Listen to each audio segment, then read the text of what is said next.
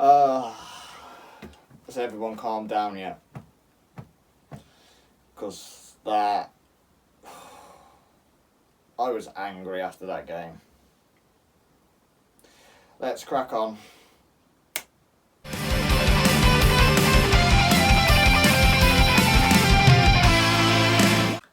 Hello everybody and welcome back to the South Bank Wolves YouTube page. This is the Manchester United match review. This, oh God.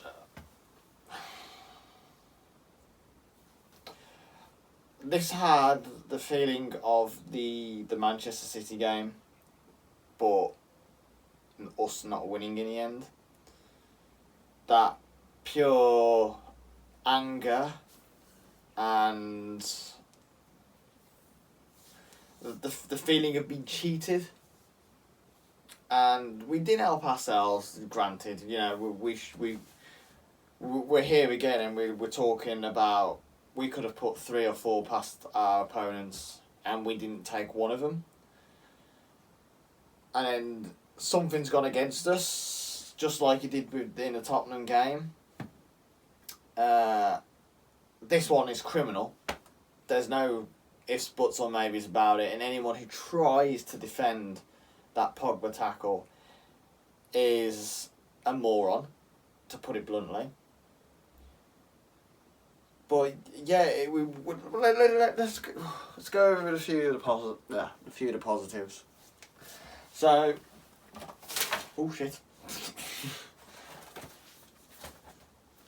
Let's start. The atmosphere was brilliant again. You know, it's a shame that the Manchester United fans only really sang a little bit at the beginning of the game. Like you could hear them pre-kickoff, and I was thinking, oh, but yeah, this could be a decent atmosphere. You know, if the away fans are giving it us, more incentive to give it them back, and they were fairly quiet up until when they scored, obviously. But where to begin with? Adama. Again, showing bits of genius. His blistering pace, he's causing people problems. But the one thing with Adama right now is he's creating these opportunities. And again, I guess it's with everybody. It's just the end product. And if they can get an end product out of him, he's going to be destroying teams on his own. With Adama, for the player who is the fastest, without a doubt the fastest player probably in world football right now, his decision making at times is actually quite slow, and I think his pace actually bails him out a little bit, because there's times where you're thinking pass it, or shoot, or do you know what I mean? Like it's easy for us in the stand and watching on TV, if you watch it on TV, to point out when and where he should do these things, but he has got to start doing them. The best players in the world can do it. Premier League players at the very top, you know, can do it. It's just that last thing with Adama. And I don't want to slate him too much because it's harsh. He doesn't deserve it for what he's actually creating right now. If Large can get a tune out of him with his end product and his final ball, you know, he's going to be something dangerous. My worry for Adama is when Pedro Neto is fully fit. Does Neto come in? And also Podence is back now, and I'm not saying Podence should replace Adama right now. That's without question. Podence has got his position, and Adama is a beast at the moment. But if Podence starts playing well, and Trincao played brilliant, and let's not forget, the game before I thought Trincao was quite weak, and I think I was saying to a few of my friends, and I think I mentioned it on air, that he needs to toughen up, and with him toughening up, it could take time, as we saw with the likes of Podence and with Neto. It's taken him a game. He was brilliant yesterday, Trincao, and he showed strength. He showed that the desire to actually go and take on players, which I thought he was a bit timid the game before with Spurs. They kept on forcing him out wide, where this time there was more directness with his running. He showed like he grew from that last game, and if he's showing that already, bloody hell, like he could be some player. Near and looking halfway through this season. I mean, well, I'll say halfway through this season, a couple more weeks' time. I've said from the off, he's a player that Barcelona should never have been getting rid of, but Barca have had to get rid of players for obvious reasons. We're fallen lucky with this, and we should treasure this calibre of player that we've got. So yeah, Trincao was brilliant. Raul, I'm not going to slate Raul because, you know, that injury he's come back from. It takes a lot, and though he's showing bravery and guts with going for headers and everything like that, at the moment the football is a little rusty, only a little, and you can see the things he's trying to do, and it's just not coming off right now. And again, with Raul, you've just got to give him time. So I'm not concerned at all with that. The more he plays, the better he's going to get. I still think he'll get 15 to 20 goals this season for us. I really do. So yeah, he's just got to keep plugging away, and I'm sure he'll get a goal within the next couple of games, if that. The next one. Neves and Moutinho. There's some people saying that we still need another midfielder, and you might be right, you might be. But we've still got Dendoncker, remember, who he looks like he's improving under Lage with what I've seen of him so far. You've also got Gibbs White, who, yeah, he's more of an attacking player, but he can sit in that centre midfield role. People seem to forget he can do that. But yeah, Neves, Moutinho. Moutinho looks like he's got a new lease of life. He looks like the Moutinho of the first season we had with him. Energetic, quick thinking, good passing ability. He's finding himself in the box a few times as well. It's great to see. And you've got Neves, who is just growing and coming on in leaps and bounds. I mean, he's looking more and more like a captain of this team than ever before. And that's not to discredit Conor Cody, because Conor Cody is a fantastic captain. But it looks like we've got that midfield general now. So someone who can help Cody. And if Cody is not on the pitch, like as we saw he came off on the weekend, you've got another captain there and then. So yeah, by all costs we need to keep Neves, and not only keep him, we need to get him tied down to a new deal. He clearly loves the club, so give him what he wants. That's all I'm going to say. He'll be a legend at this club. Give him a couple more seasons and he'll be cementing himself as a legend. I mean, he probably already has in some way or another, but yeah, Wolves need to do everything to tie him down to another long-term deal. Simple as that. As we move on to Jose Sarr now,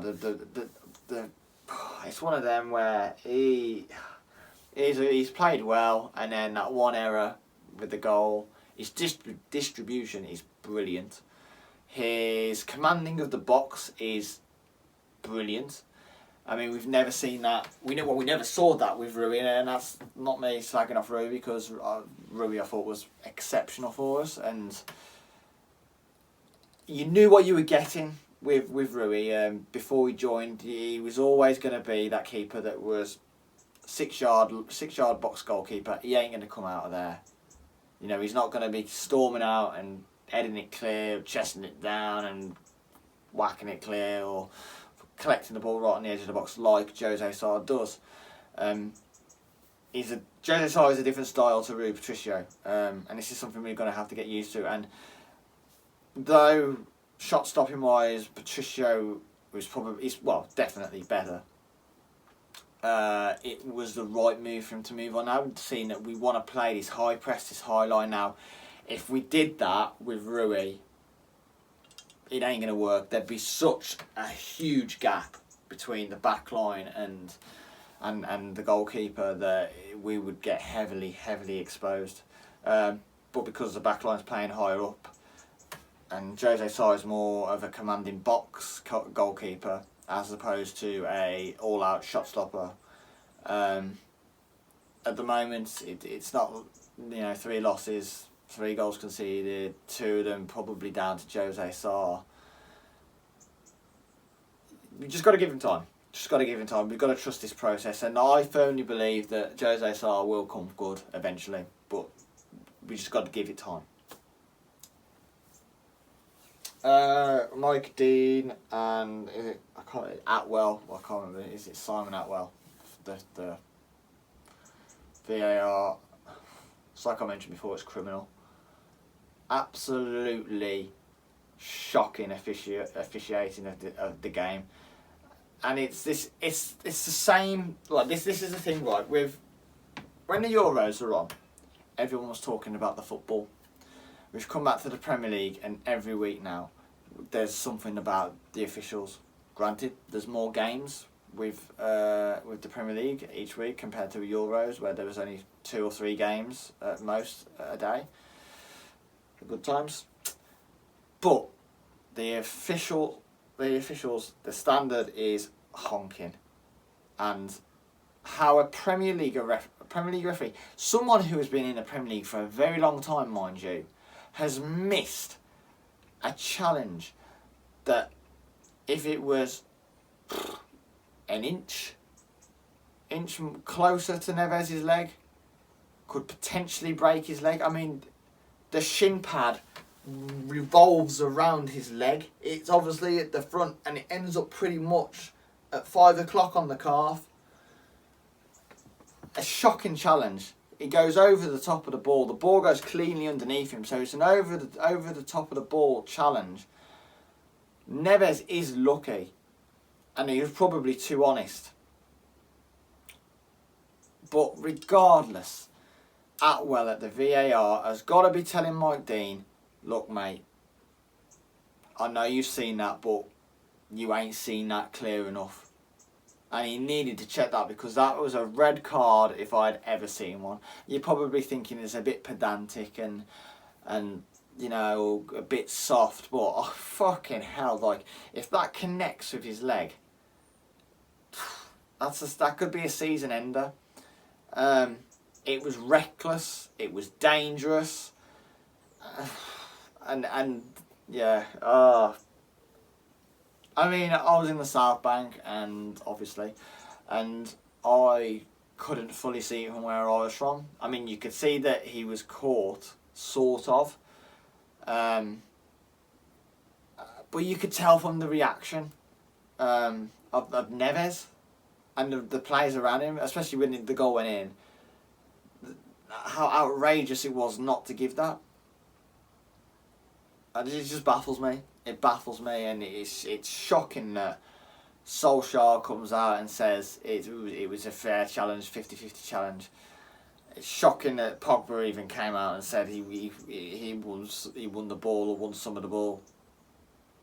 The irony is with all this is that these managers, your Solskjaers and your Klopps especially, who moan like little whiny baby bitches about their players getting little nicks here and there, and they're moaning saying that, oh, the referees should be protecting their players, yet they have the fucking gall to come on after a game when it's gone in their favour, so to say, and say that they didn't see anything wrong with it, thought that the challenge was alright, thought that they even won the ball, and they think that they deserve the respect of not just the officials, but as a football community and fan base as a whole, in regards to protecting their players.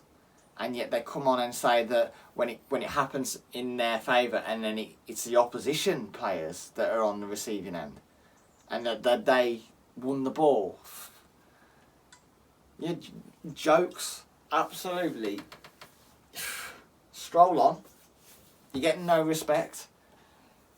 So the table is phenomenal in a sense. I mean, we could be on 9 points with a plus 10 goal difference, but it turns out we're on 0 points with -3. We have the 8th best defence in the league right now. Yet I think we're 18th. If I'll put it there, we're 18th. I think we're 18th anyway. I can't remember. Professional. Anyway, we're one of two teams to not score yet with Arsenal. Good company. It's crazy because I don't feel anything negative or negative towards the team. Yet we're in this probably the worst position we've been in since we've come back in the Premier League. It's a weird one. I'm confident we'll get out of it. We've got a nice run coming up with obviously Watford, Brentford, Newcastle, all coming up, Southampton. These games that we could seriously tear one of them a new one. And yeah, it's just a peculiar situation. It really is. I think the negativity is going to be more towards the VAR, the referees going against us again, and it's very, very downbeat. The feeling that is, but we just and it's coming at the wrong time. The international period comes at the wrong time, and I hate this international period. You know, you wait for the Premier League to come back.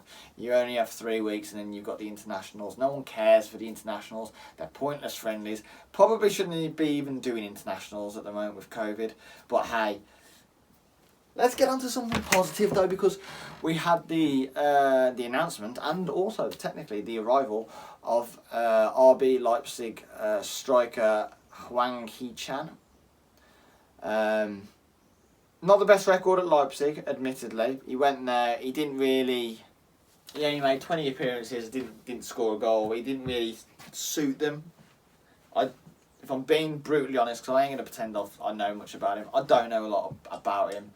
I haven't really watched much of Leipzig, so I've seen like a few of their players, like with Olmo and Upamecano, Sabitzer. Like I've seen them play, and I've never really seen Hee-chan play. Despite most of his career being at RB Salzburg before. Some of you probably thought I was getting them mixed up, but no. Yeah, RB Salzburg is where he's had his most successful career, and he has been on loan often now. I think was it on loan? I can't remember. Anyhow, he scored He played 86. He played 86 times, and he scored 20 goals. Professional again. Look. You've got to give this kid a chance. His nickname's the Bull for a reason, and his fast-paced, direct nature will fit perfectly with our style right now. So he could be a hidden gem, so to say. Hopefully we get a couple more signings over the line. There's that centre-back from Marseille, Kalita, I can't remember his name off the top of my head. The Marseille centre-back, I'm not really fussed about him. Not really. The Croat, I'm not really a fan. Can't say I'm sold on him. But Botman, why have we waited this long and we've let Sevilla come in for him as well? Is ridiculous. And this is the thing with Wolves. They don't realise that the market doesn't surround just them. Everyone's in it together, and them leaving it late for such a quality centre back is, well, it's beyond stupid. I don't want to slag them off too much, but it is stupid. So we've got the international break, and yeah, this sucks because I hate internationals. Obviously, Cody is at.